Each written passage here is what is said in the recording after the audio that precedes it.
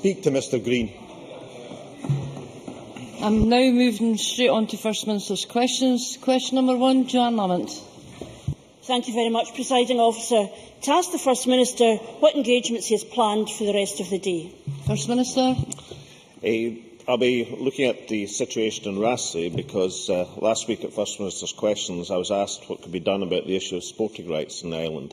I am happy to inform Parliament that the Environment Minister Paul Wheelhouse has this morning spoken with the crofters of Raasay to inform them that he has been able to extend a lease for sporting rights in the island for another year. The new contract, which has been awarded to South Ayrshire Stocking, has been withdrawn by mutual consent, and we welcome their positive attitude to resolving the issue. I should also say that Mr Wheelhouse is meeting with community representatives on the island tomorrow to discuss this matter and underline the Government's continued support for furthering the land reform agenda, including the championing of community management and ownership wherever possible. Joanne Lamont.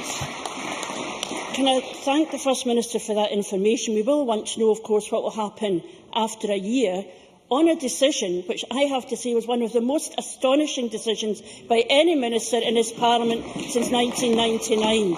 And if the First Minister is making a commitment to sort that, then of course we are very grateful to him. The latest figures on waiting times in accident and emergency in Scotland show that the guarantee of treatment within 4 hours is being breached the length and breadth of the country. Does the First Minister agree with Margaret Watt, Chair of the Scotland's Patients Association, that the latest figures for accident and emergency waiting times are shocking? First Minister. There is no doubt that this winter has been a challenging time for accident and emergency units across Scotland. The reasons for that, I think, are well understood and well known. That's norovirus plus the incidence of respiratory infection that have resulted in hospitalisation. The plan announced by the Health Secretary, the switching of £50 million of new investment into accident and emergency, is a substantial effort to make sure our accident and emergency units around Scotland are able to cope even with these extreme pressures. And I know that decision by the Health Secretary and the response it had and welcome it had across the Health Service should be welcomed across this chamber. Joanne Lamont. I think we always know that when the First Minister abandons his usual bluster for his wee quiet voice, calling for us all across the Parliament to be concerned, that we know that the reality of what the SNP is presiding over must be absolutely appalling. And as for the £50 million and it being a bad winter, we know you have to plan for winter. If there was £50 million available, why was it not made available earlier rather than now in response to a crisis? Because what the First Minister says is simply not good enough. You will recall we were told that John McGarity, the 84-year-old man who spent 8 hours in a hospital trolley after being rushed to a hospital with chest infections, was not a true reflection of the National Health Service under the SNP. Alec Neil said this. And actually, in one way, he was right, because it turns out that there were more than 300 John McGarritys in December of last year alone, waiting even longer than he did. Because the reason for a 4-hour waiting target for A&E treatment was to guarantee quality care to patients in greatest need. Can the First Minister tell me when was the last time the 4-hour target was met for Scotland as a whole? First Minister. The monthly figures on accident and emergency had been very substantially improving over the period. The waiting time target, of course, the 4-hour waiting time target in terms of the percentage has been increasing as part of the general move towards improvement in the health service. But the reason, can I say to Joanne Lamont, that I respond to issues like the health service in the way I do is because they are extremely serious issues. And the health service is a subject, particularly in terms of patient care, which should be treated in that manner. There are points to make, of course, in terms of the support that this Government has given to the health service. We've guaranteed the health service and ring-fenced its resource funding. That wasn't clear from the Labour Party, either in 2007 or indeed in the run-up to the 2011 election. If I remember correctly, the number of consultants in accident and emergency units across Scotland had been doubled over the last few years. But it's quite clear from the winter pressures that have that have onset in the health service over the last few months, that in these very strong conditions, then the health service, that accident emergency unit, have to be strengthened further. That's exactly what the Health Secretary has done. And I think it's significant that that action, that positive action, which I think will mean the recruitment of another 200 staff in accident emergency units around Scotland, has been broadly welcomed across the country as being a serious response to a serious issue. And I hope it can be welcomed also across this chamber, since it affects the constituents of each and every one of us. John Lamont. I can only assume that the other 4 out of 6 times since First Minister's questions in January of this year, when the First Minister shouted and bawled about his defence of the NHS, that he wasn't being serious about the challenges that were being put to him. Because the fact of the matter is, this is a really serious matter, and I ask the question, what do you do in government when reality confronts you? The last thing you do, and we've seen it again just now, the last thing you do is retreat to debating points rather than focusing on what has happened to people. He is not serious. If he continues to contend that the problem is about it being winter and that £50 million miraculously appearing is going to solve the problem, he has not listened to staff and he has not listened to patients. But of course he didn't answer the question either, and it would appear the First Minister either hasn't read his own report or doesn't want to admit that answer in the chamber, because the report says the last time compliance was met across Scotland was September 2009. That is more than 3 years of letting patients down at one of the most vulnerable times in their lives. Yesterday, the Auditor-General told us that Nicola Sturgeon ignored warning signs when it came to waiting times. Did she choose to ignore the warning signs with A&E as well? First Minister. What Jan Lamont forgets is, of course, that the target has been increasing throughout the last 4 to 5 years as a result of the targets on continuous improvement in the health service, and that has to be taken into account in terms of measuring the figures. By any reasonable estimation, the response that the Health Secretary has made is a substantial response to prepare for these winter pressures and to reinforce the accident and emergency units across Scotland. I disagree with Joanne Lamont about the evidence of the Auditor-General. When I saw the Auditor-General say at the Public Audit Committee yesterday is, quote, "We haven't found evidence of manipulation at all," she was referring, well, I'm quoting directly from the Auditor-General, and that is in direct contrast to the claims by the Labour Party to the contrary over the last few months. Now, I know it must be inconvenient that the Auditor-General said that from the Labour Party point of view at the Public Audit Committee yesterday, but nonetheless she did so. And I'm sure Joanne Lamont will be the first to acknowledge the other range of statistics that were released this Monday, the 25th of February, that 90.9% of patients were seen and treated within 18 weeks from initial referral to the start of treatment. And out of 58,070 patients, only 7 missed their 12-week treatment time guarantee.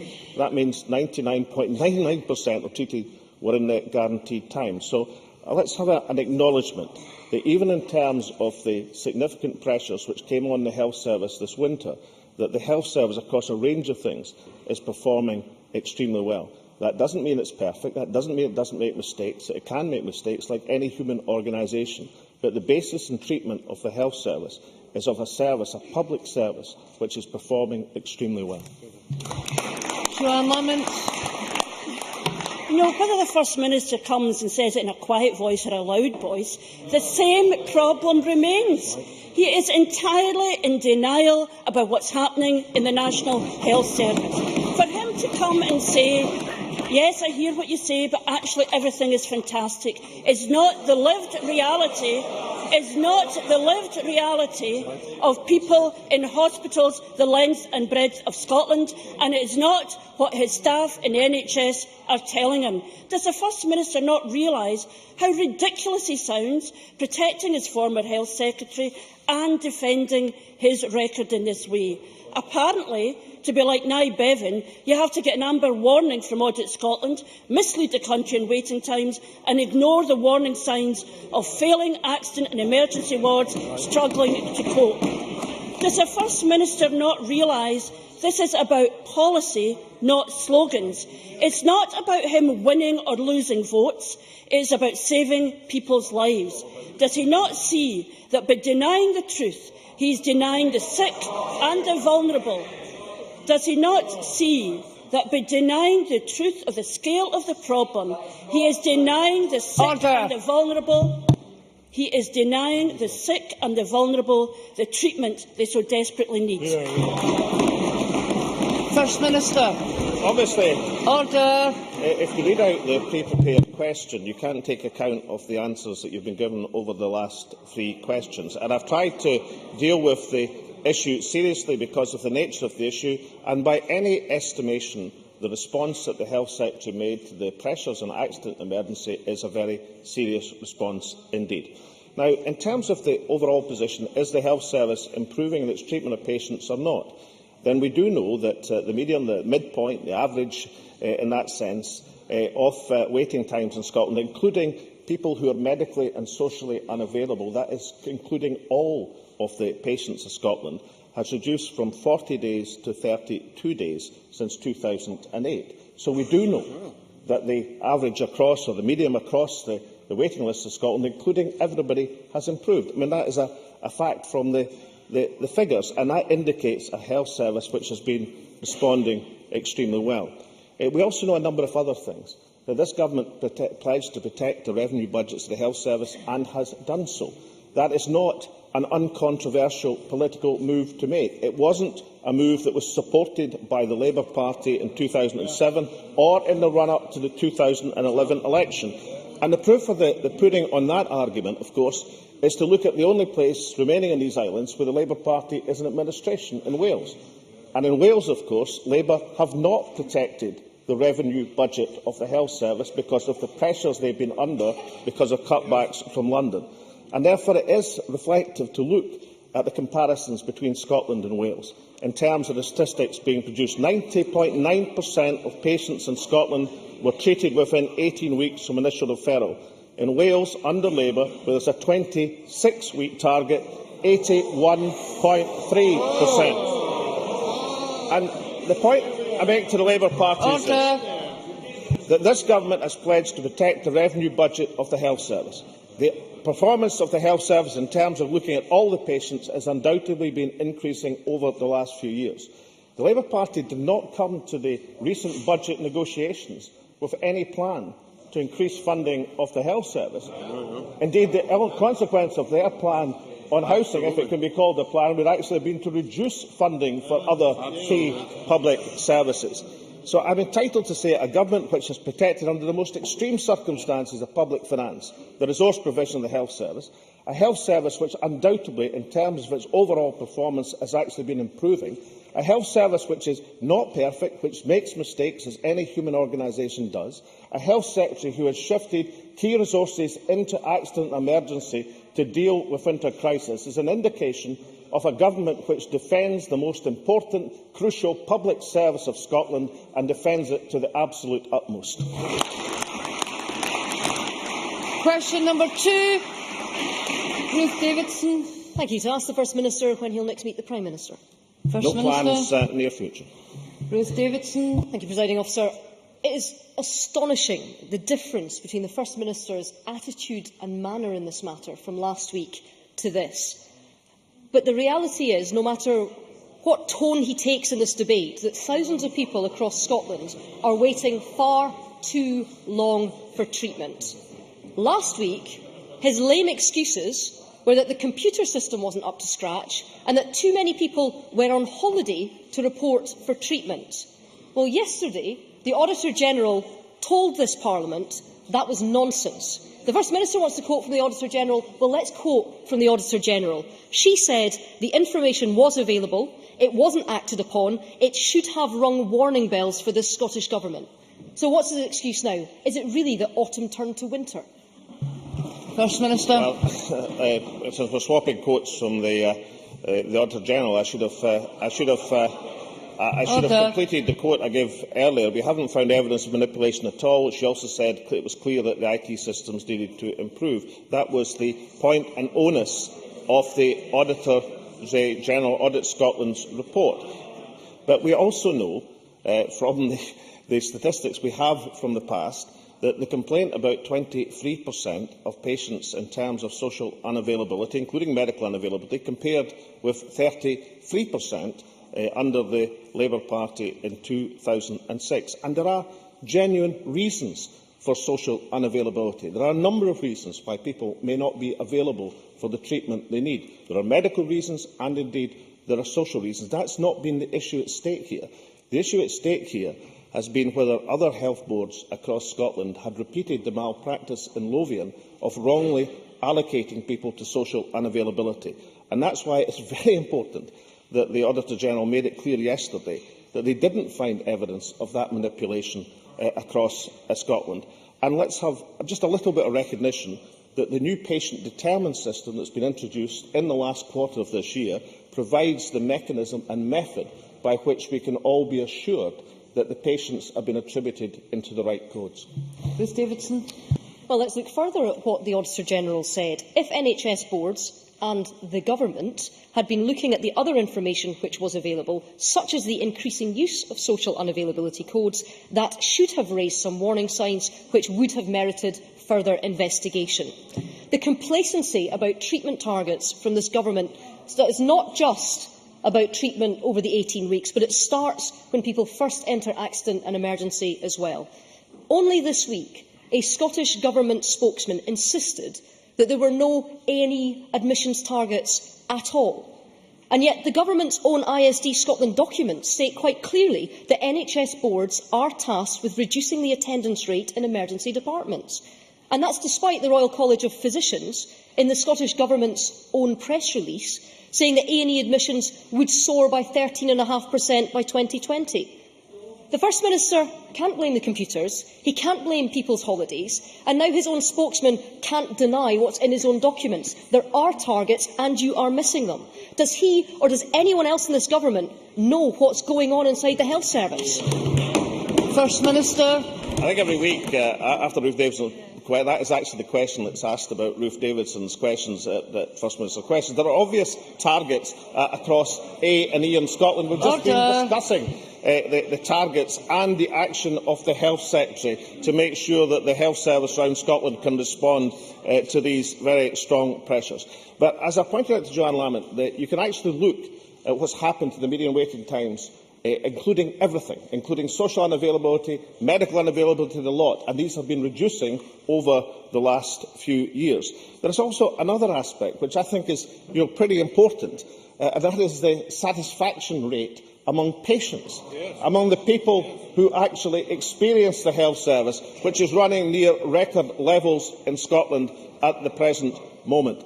And the last thing I'd say to Ruth Davidson, and in the tenor of today I'm going to say it as gently as possible, I really do think a Conservative spokesperson, where their record of disaster in the health service, both in terms of the history of their administration of the Scottish Health Service when they were unfortunately in charge of the Scottish office, and in the present situation that's prevailing south of the border, and in terms of the extraordinary cutbacks, and in terms of the lack of belief in public service, the very last people who should come to proclaim their faith in a public health service are a party, a political party, which over a generation has done their level best to undermine it.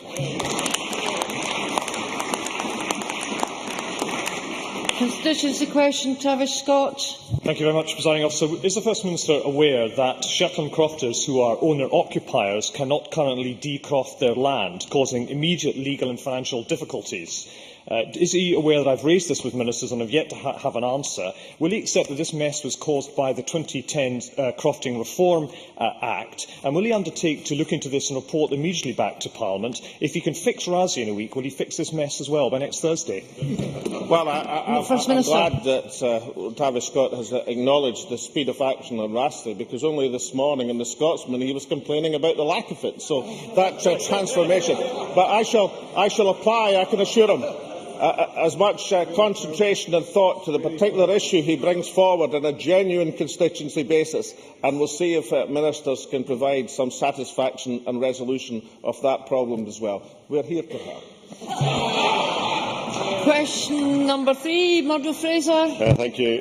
To ask the First Minister what action is being taken to reduce the cost of NHS medical negligence claims. First Minister. Well, I think the most important thing is the introduction of the Scottish Patient Safety Programme in all of Scotland's acute hospitals to reduce adverse incidents, improve critical care outcomes and strengthen organisational and leadership attention on improving safety. Murdo Fraser, I beg his pardon. Murdo Fraser will know that Don Berwick, the former Obama advisor, and the person the Prime Minister is tasked with improving patient safety in England, has actually commented on the patient safety programme in Scotland, and this is what he said, and I quote, "The Scottish Patient Safety Programme is without doubt one of the most ambitious patient safety initiatives in the world, making Scotland the safest nation on earth from the viewpoint of health care." Murdo Fraser. Thank you. Can I thank the First Minister for his response? But the rising cost of medical negligence claims must be a concern, not least because it means there is less money to spend on frontline services. The Scottish Government's proposed no-fault compensation scheme would certainly have benefits, but could lead to a 50% increase in the cost of claims.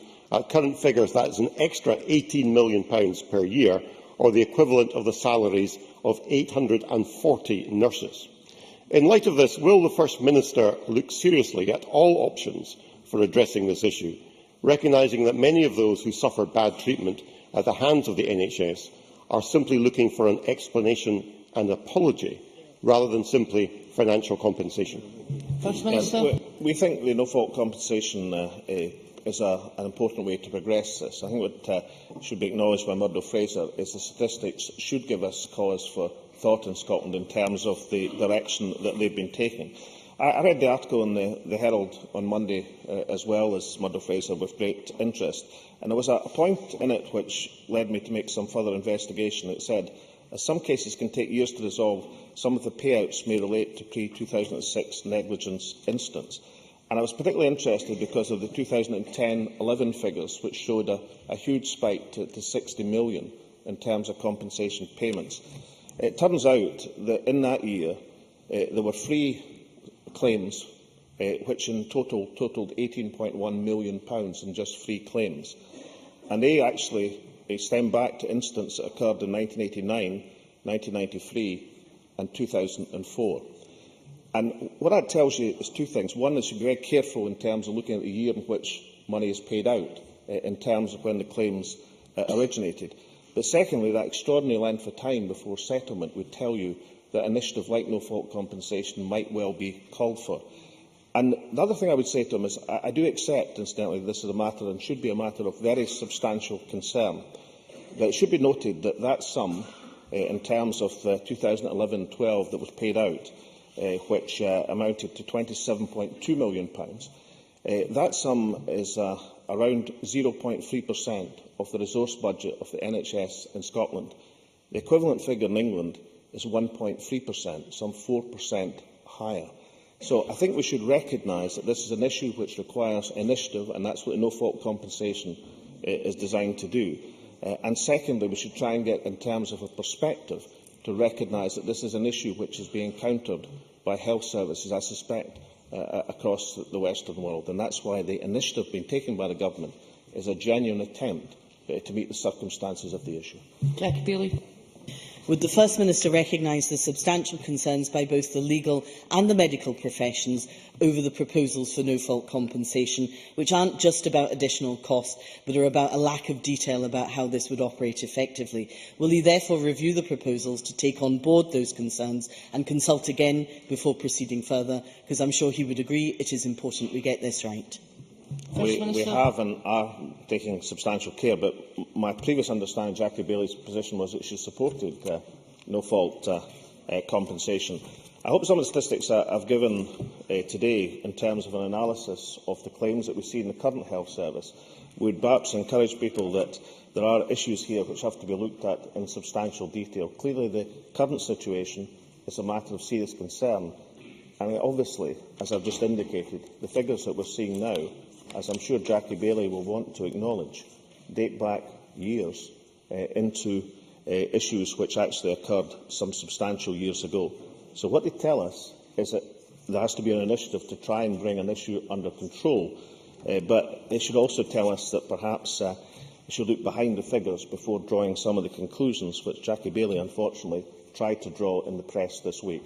I'm sure that when we come to no-fault compensation, that Jackie Baillie will be the very last person in this chamber to try and attribute political points to the current year, when actually they refer to issues which were raised a substantial time ago. Question number 4, Jamie Hepburn. You asked the First Minister what the impact will be on the Scottish economy of the downgrading of the UK Government's bond rating. First Minister. Well, the decision to downgrade the UK's credit rating confirms the utter failure of the UK Government's economic strategy.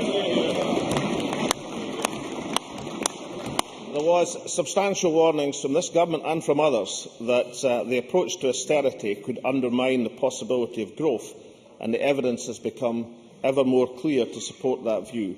I hope that the Chancellor will now heed the warning and instead of taking the argument he is going to reinforce the disastrous policies that he has been pursuing, actually looks at the opportunity for next month's budget provides to boost real investment in the real economy. Jamie Hepburn. I thank the First Minister for that answer, and indeed Moody's set out that one of the reasons for their downgrade action was further potential austerity measures included in the UK Government's next comprehensive spending review. Doesn't this demonstrate that rather than securing Scotland's fiscal position, remaining part of the UK threatens it? And those who have argued that we must be part of the UK to maintain a AAA rating have been shown to be completely wrong. Surely no one can trust a word the No campaign says. First Minister. Amazingly enough, into my hands has come a No campaign leaflet. The reason that we are better together is the UK's AAA. I'm sure the unified ranks of the Liberal Party, the Conservative Party and the Labour Party will immediately want to withdraw this misrepresentation from circulation. Gavin Brown. Presiding Officer, the pound appears to have held up against the dollar and the euro. The FTSE has held up and yields on bonds have held up. Is the First Minister disappointed with the market reaction to the downgrade? First Minister. What I'm disappointed with is political spokesmen who say AAA is the be-all and end-all when it comes to Scotland, and now say it doesn't matter when it comes to the United Kingdom. And let me quote an enormous sage, a real authority on these matters, someone who I'm sure that the member will treat with the utmost respect, Alistair Darling. And Alistair says, in commenting on the mistakes and failings of the Conservative Party, who is now leading in a joint campaign, says it was very unwise to stake their reputation on a AAA rating. So even if we come to the conclusion that the master of disaster, the author of all these misfortunes, the Chancellor who led this country into the greatest recession since the 1930s, even he believes the Conservative Party are incompetent, then so do the rest of us. Can only say we agree on this occasion with Alistair Darling. Question 5, Hugh Henry. To ask the First Minister what action the Scottish Government is taking to address concerns expressed by teachers in an EIS survey on readiness for the new national qualifications. First Minister. Well, I know that Hugh Henry and I agree that Curriculum for Excellence is the most important educational development in the generation. It's been shaped and implemented in partnership with teachers, parents and learners.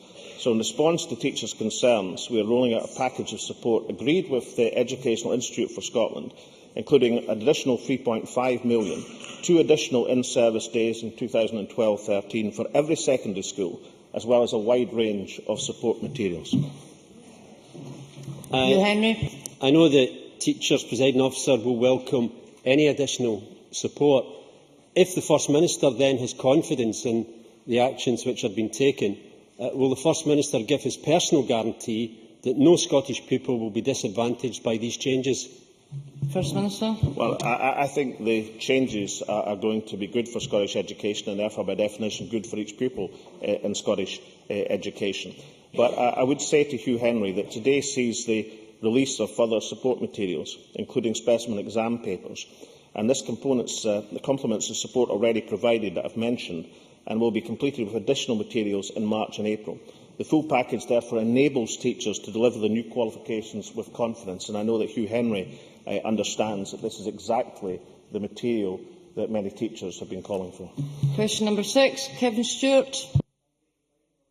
To ask the First Minister what impact the reported 30-year high in North Sea oil investment will have on the Scottish economy. First Minister. Well, I thought the survey from UK Oil and Gas, which was released on Monday, was hugely significant, because it showed oil and gas investment rising to the highest level for more than 3 decades. They are exciting times for the industry. A number of substantial recent investments in the North Sea. Dana Petroleum and Statoil have announced major investments. The latest investment in the Mariner field is expected to result in 30 years of production. Furthermore, a substantial new oil discovery was recently announced by TAQA at the Darwin oil field in the northern area of the North Sea. The Scottish Government will shortly publish the first in a series of analytical bulletins on oil and gas. This new analysis demonstrates the vast potential that remains, with Scotland's share of UK oil reserves estimated in excess of 90%, some 60% of the reserves of the entire European Union. The oil and gas sector will remain one of Scotland's outstanding sectors for many years to come, with vast reserves and wealth remaining. And I fully agree with Professor Joseph Stiglitz, giving evidence recently, I think, to the Parliament yesterday, was it not, that this must not be continued to be squandered by the UK Government. Kevin Stewart. I thank the First Minister for his answer. The oil and gas industry is the economic powerhouse of not only the Scottish but also the UK economy. And even George Osborne's disastrous changes to the tax regime, which have since been reversed, has failed to stymie investment. Does the First Minister agree with me that it is the success of the oil and gas industry that is propping up the Chancellor's failures, and that the fruits from our precious resource would be much better spent on creating a fairer, more socially just, independent Scotland? First Minister. I do agree with that, and I also agree that this, as a tribute to the strength of this industry, that it's managed to withstand even the ministrations of George Osborne. But I was particularly interested to note one of the items in analysis in the Oil and Gas UK report on the significance of the £20 billion of investments over the last 2 years. It stated that production from these investments alone will rapidly rise to 500,000 barrels of oil a day by 2017 and will pay more than £3 billion additional in production tax in that year. Members, of course, will be aware that we anticipate 2017 to be the first full year of an independent Scotland. Lewis MacDonald. Thank you very much. Did the First Minister also see the reports this week, for example, the comments of Jeff Holmes of Talisman Sinopec, saying that the growing investment in the North Sea needs to be underpinned by skills in order to ensure that that development can continue to be as safe as it has been in the last 25 years. If he did see that, does he agree that the answer to that is to locate the Energy Skills Academy without delay in Aberdeen in order to support the oil and gas industry going forward? First Minister. I can say to the member that some detailed announcements on the Oil and Gas Academy, which I know he supports full-heartedly, will be made in the very near future, and I hope and anticipate they'll be welcomed by the member. That ends First Minister's questions. Travis Scott has a point of order. Can we have Mr Scott's microphone on, please? Thank you, Presiding Officer. Understanding Order 7.3 and further to your comments on the 5th of February, members will have heard on Radio Scotland this morning the Finance Secretary explaining the contents of a government report asserting what will happen after a vote for independence. That document adds to the list of those that have been released to the media without the courtesy of the appropriate parliamentary route being taken. My colleague Willie Rennie raised this point with you, Presiding Officer, on the 5th of February, when a previous report was released to The Sun and the BBC before Parliament had seen it, a fact confirmed by a parliamentary answer I had from the Deputy First Minister yesterday. This matter is important because in the coming weeks the Government have promised another dozen reports. This is a democratically elected Parliament. It may be inconvenient for ministers sometimes to have to stop what they're doing and report to Parliament, but that is the democratic system. We now have a situation where the Scottish Government treats this Parliament with contempt. Presiding Officer. Order. Order. With contempt, Presiding Officer. If you are prepared to act in defence of this Parliament, you will have our very full support. I thank Travis Scott for the advance notice of his point of order. I have made my position clear on many occasions that I expect any major policy announcements by the Scottish Government should, in the first instance, always be made to the Parliament. There is a range of ways in which the Scottish Government can inform Parliament, for example by an inspired question or a ministerial statement. This is the second in a series of discussion papers, and I know that this issue was raised before, when the first paper was announced. Can I ask that the Scottish Government reflect carefully on whether the method used for these particular announcements has been appropriate and follows the good practice guidance on making announcements in the Parliament? And can I add that the Scottish Government should always ensure that it treats this Parliament with the respect it deserves. That ends First Minister's question time. We now move on to members' business. I will give a few moments for the gallery to clear and members to leave.